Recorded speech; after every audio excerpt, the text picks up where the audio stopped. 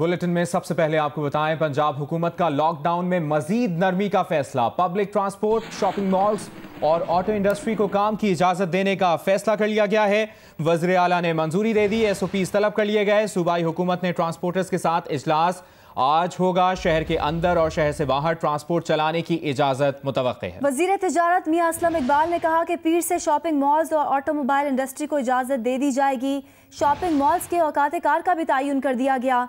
ज़राए के मुताबिक ऑटोमोबाइल इंडस्ट्री पैदावारी यूनिट्स को हफ्ते में 7 दिन काम की इजाज़त का फैसला किया गया है। पंजाब हुकूमत ने लॉकडाउन में मजीद नरमी का फैसला कर लिया है।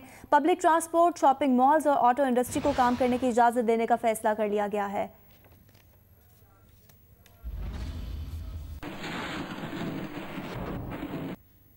जबकि सिंध हुकूमत ने लॉकडाउन मजीद सख्त कर दिया है। कराची में आज से इतवार तक कारोबारी सरगर्मियां बंद रहेंगी। आज सुबह शहर के मुख्तलिफ इलाकों में कंटेनर्स लगाकर रास्ते बंद किए गए। 3 बजते ही लॉकडाउन में नरमी के बाद शहरी बाहर निकल आए, दुकानें खुल गईं। सिंध हुकूमत ने लॉकडाउन मजीद सख्त कर दिया। कराची में आज से इतवार तक कारोबारी सरगर्मियां बंद रहेंगी।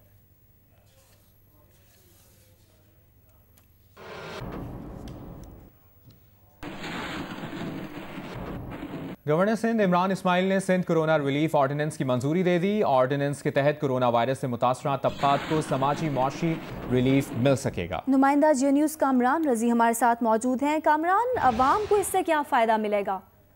देखें, ये सिंध कोविड-19 इमरजेंसी रिलीफ ऑर्डिनेंस को गवर्नर सिंध ने मंजूर कर दिया और अब ये फौरी तौर पर नाफिजुल अमल होगा और इसका इतलाक 1 अप्रैल से होगा। इसमें सबसे इम्पोर्टेंट बात तो ये है कि जो सोसाइटी में हमारे जो लोग हैं उनको बहुत बड़ा रिलीफ मिलेगा। पहला रिलीफ तो ये है कि जो 50,000 रुपए तक के किराए पर रहते हैं मकान में, उनको एक मखसूस मुद्दत तक वो किराया अदा नहीं करेंगे और उसके बाद फिर वो अपना किराया अदा करेंगे। इसी तरह 1 लाख रुपए तक जिस मकान, दुकान या ऑफिस के जो किराएदार हैं वो भी एक मखसूस मुद्दत तक सिर्फ 50% किराया अदा करेंगे और उसके बाद बाकी मानदा किराया अदा किया जाएगा। इसके अलावा पानी के जो बिल्स हैं सिंध हुकूमत ने उसमें भी लोगों को रिलीफ दिया है। 80 गज तक के जो मकानात हैं या 800 स्क्वायर फीट तक के जो फ्लैट हैं उनको मखसूस मुद्दत का ये जो अप्रैल में या जो भी मुद्दत हुकूमत डिफाइन करेगी उसमें पानी का बिल नहीं देना पड़ेगा। जबकि इससे बड़े मकानात या जो फ्लैट्स हैं उनमें भी पानी के बिल्स में रियायत दी गई है। इसके अलावा ताजिरों को जो प्रोफेशनल टैक्स लिया जाता है या जो सेल्फ टैक्स लिया जाता है, ताजिरों से प्रॉपर्टी टैक्स लिया जाता है, उस पर भी महकमा एक्साइज की जानिब से, सिंध हुकूमत की जानिब से रियायत दी जाएगी और इमरजेंसी रिलीफ ऑर्डिनेंस की खिलाफ वर्जी पर 10 लाख रुपए तक जुर्माना होगा। जबकि स्कूलों की जो फीस है उनमें भी, प्राइवेट स्कूल की फीस में भी एक मखसूस मुद्दत तक के लिए 20% रियायत दी जाएगी। तमाम ये जो मालिक मकान है, ठीक है, इस रिलीफ ऑर्डिनेंस की मंजूरी दे दी गई है जिसकी तफसील आप बता रहे थे। कामरान रजी, बहुत शुक्रिया आपका। सिंध हुकूमत के तर्जुमान मुर्तज़ा वहाब ने अपने वीडियो बयान में कहा है कि गवर्नर सिंध की मंजूरी के बाद सिंध भर में वबाई अमराज तरमीमी एक्ट नाफिज हो गया है। SOPs की खिलाफ वर्जी पर 10 लाख रुपए तक जुर्माना होगा। उन्होंने कहा कि वबाई अमराज एक्ट की खिलाफ वर्जी पर भारी जुर्माने होंगे। पाबंदी वाले कारोबार खोलने पर भी ये कानून हरकत में आएगा। तहत कोई शख्स भी हुकूमत सिंध की बताई हुई एहतियाती तदाबीर SOPs को अगर फॉलो नहीं करेगा, उसको वायलेट करेगा, तो उसके खिलाफ सिंध हुकूमत के अफसरान सख्त कार्रवाई कर सकते हैं। जिसके अंदर सबसे अहम चीज़ एक जुर्माना है जिसकी लागत डिपेंडिंग कि आपने कितनी बड़ी कानून शिकनी की है, कितनी बड़ी कानून की पामाली की है, उसका अमाउंट 10 लाख रुपए तक जा सकता है। वफाकी वज़ीर असद उमर ने कौमी असम्बली में इजहार ख्याल करते हुए कहा कि दुनिया को वो नज़र आना शुरू हो गया है जो इमरान खान 2 महीने पहले से देख रहे थे और ये भी कहा उन्होंने कि दुनिया आहिस्ता आहिस्ता वहाँ पहुँच रही है जो इमरान खान का विजन था। उन्होंने कहा कि हम पहले दिन से ये कह रहे हैं कि लोगों को माशी बदहाली से भी बचाना है। बाकी ममालिक ने भी लॉकडाउन में नरमी करना शुरू कर दी है। हमें इस वबा के साथ चलना होगा। कौमी असम्बली इजलास में SN इकबाल ने हुकूमत पर वार करते हुए कहा कि इस हुकूमत के पास एक ही पॉलिसी है कि अपनों को ओहदे कैसे देने हैं।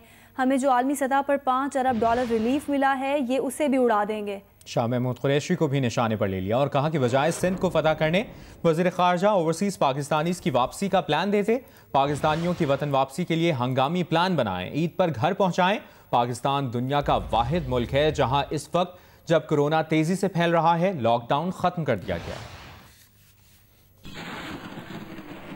इनसे कोरोना पॉलिसी का गिला क्या करना। मैं तो ये पूछना चाहूंगा कि क्या कोई पॉलिसी है इस हुकूमत के पास? क्या कोई मौशी पॉलिसी है? क्या कोई सनती पॉलिसी है? क्या कोई ज़रई पॉलिसी है? क्या कोई खारजा पॉलिसी है?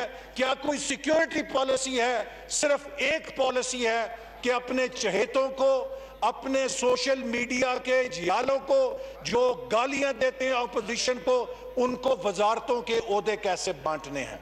कोरोना को भी इन्होंने सियासी पॉलिटिकल फुटबॉल के तौर पर इस्तेमाल किया, जिसका आज हम खुमियाजा भुगत रहे हैं। कौमी असम्बली इजलास में वफाकी वजीर गुलाम सरवर खान के खिताब के दौरान अपोजिशन की जानिब से हंगामा आराई की गई। वफाकी वजीर का भी तुर्की बतुर्की जवाब, कहा वो अपने एहतसाब का खैर मकदम करते हैं, न सिर्फ उनका बल्कि उनकी काबीना का भी एहतसाब करें। उन्होंने कहा कि जिन्होंने 3 मरतबा वजारत उज़्मा रखी उनका भी एहतसाब होना चाहिए। 6 बार वजीर आला बनने वालों का भी एहतसाब होना चाहिए। अपोजिशन के लोग 1985 से इक़्तिदार के मज़े ले रहे हैं, उनका भी एहतसाब होना चाहिए। साबिक सदर आसिफ अली जरदारी, साबिक वज़राए आज़म नवाज शरीफ और यूसुफ रज़ा गिलानी को एहतसाब अदालत ने तलब कर लिया है। आसिफ जरदारी, नवाज शरीफ और यूसुफ रज़ा गिलानी को तोशाखाना रेफरेंस में 29 मई को तलब किया गया है। नैब ने कहा है कि आसिफ जरदारी, नवाज शरीफ और यूसुफ रज़ा गिलानी ने गैर कानूनी तौर पर गाड़ियाँ हासिल की। आसिफ जरदारी ने जाली अकाउंट से सिर्फ 15% अदायगी करके गाड़ियाँ हासिल की। नवाज शरीफ को 2008 में बगैर कोई दरख्वास्त दिए तोशाखाने से गाड़ी दी गई। साबिक सदर आसिफ अली जरदारी, साबिक वज़राए आज़म नवाज शरीफ और यूसुफ रज़ा गिलानी को एहतसाब अदालत ने तलब कर लिया है। आसिफ जरदारी, नवाज शरीफ और यूसुफ रज़ा गिलानी को तोशाखाना रेफरेंस में 29 मई को तलब किया गया है। नैब ने कहा है कि आसिफ जरदारी, नवाज शरीफ और यूसुफ रज़ा गिलानी ने गैर कानूनी तौर पर गाड़ियाँ हासिल की।